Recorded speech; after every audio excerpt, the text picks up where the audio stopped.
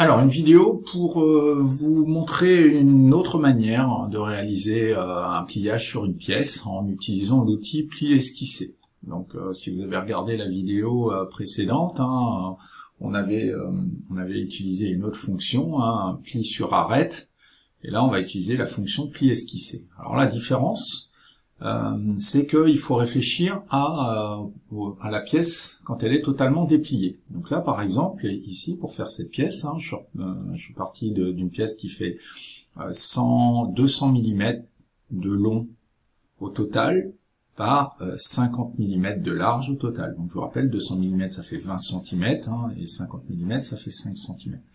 Et donc cette pièce, elle est pliée à 90 degrés ici sur 50 mm, et ici il y a sur 40 mm, pardon, elle est pliée à 45 degrés sur 50 mm, donc 50 plus 40 ça fait 90, et donc il reste ici en longueur 110 mm.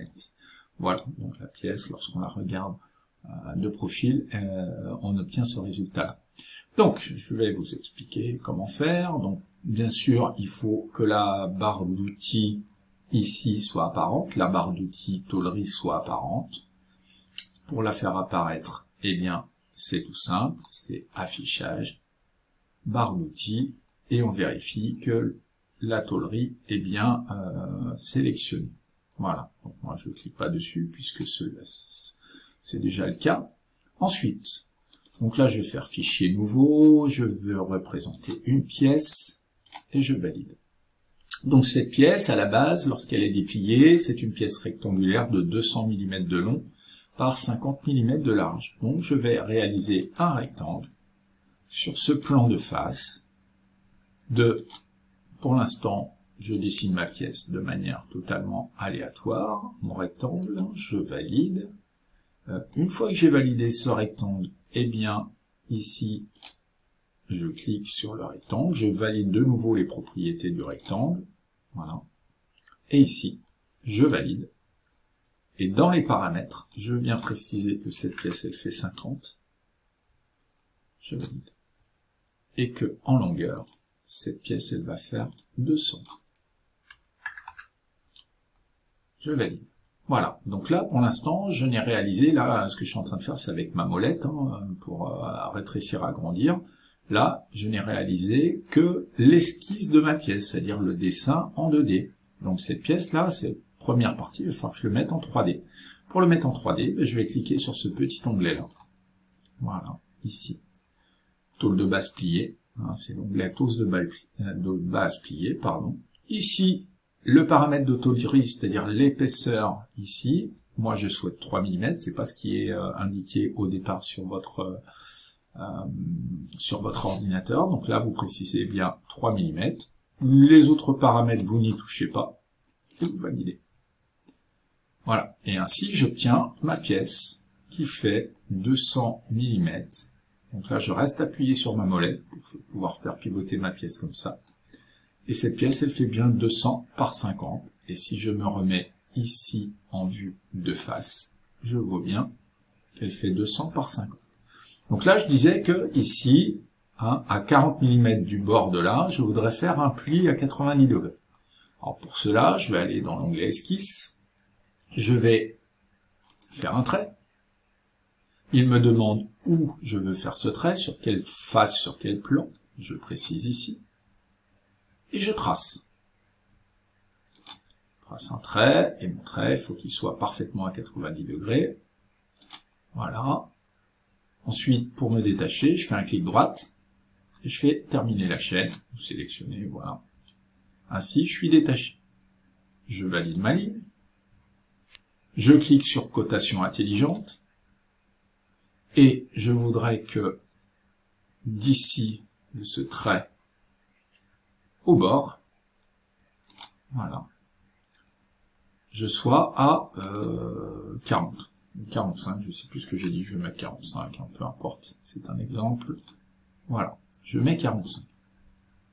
Mon trait étant à la bonne dimension, je valide. Et c'est maintenant que je vais utiliser l'onglet, ici, vous voyez, c'est celui-ci, qui est esquissé. je clique dessus. Ici, on me demande quelle est la face qui doit être fixe. Ici, c'est l'angle. Ici, vous avez la position du pli. Alors nous, on ne travaille pas à cette précision-là, hein, mais ça pourrait être très important, la position du pli. Hein. Après, je ne rentrerai pas dans les détails. Hein. Ça, pour nous, c'est pas intéressant. Nous, ce qui nous intéresse, c'est l'angle de pliage, hein, et la face qui doit être fixe. Et la face qui doit être fixe, c'est celle-ci. L'angle de pliage, il est bien à 90 degrés, et donc je valide. Et là, hop, on voit bien que, qu'est-ce qui s'est passé? On voit bien que ma pièce s'est pliée. Voilà. Alors, je vais faire un deuxième pli, mais cette fois-ci un pli à 45 degrés. Donc toujours la même chose. Je clique, donc là je vais peut-être aller un petit peu plus vite. Je clique sur le plan, sur lequel je vais dessiner ma ligne. Voilà. Je la mets bien à 90 degrés, hein, je vérifie, hein, c'est écrit juste à côté, voilà, clic droite, je termine la chaîne, puis faire un double clic. Ensuite, je valide cette ligne, je la cote, et je voudrais que de ce bord-là à la ligne, j'ai 50. Voilà. J'ai 48, 19, je saisis 50 avec mon clavier, et je valide. Voilà. Donc ensuite, je valide cette cotation. Il faut toujours valider, hein. Vous voyez, il y a souvent des doubles validations. Donc ça, c'est important. Je valide.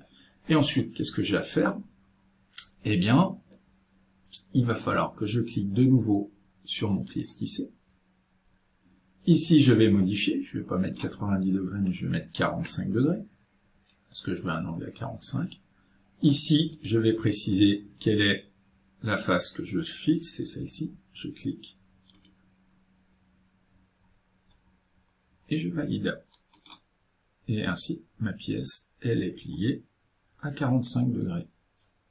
Donc voilà une deuxième manière, hein, de plier la pièce. Alors si j'avais voulu plier de l'autre côté, c'est-à-dire de 45 degrés, si j'avais voulu le faire de ce côté-là, eh bien il aurait fallu que je clique, hein, non pas sur cette face-là, mais sur l'autre face. D'accord? Je ne sais pas si je me fais comprendre, hein, je peux vite le faire. Hein.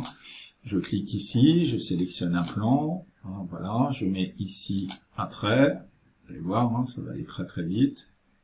Tac, je termine ma chaîne, je valide, je fais mon pli esquissé, je demande ici je vais le mettre à 90 degrés, je clique sur cette face-là, voilà, et je valide, et voilà. Et là, je vois bien que ma pièce, hein, j'ai un pli dans l'autre sens. Voilà, donc en fait, le paramètre de tôlerie, le paramètre de pliage, hein, c'est pas une fonction très difficile, hein, sur SolidWorks, hein, quand on commence à avoir un petit peu l'habitude à l'utiliser. Voilà.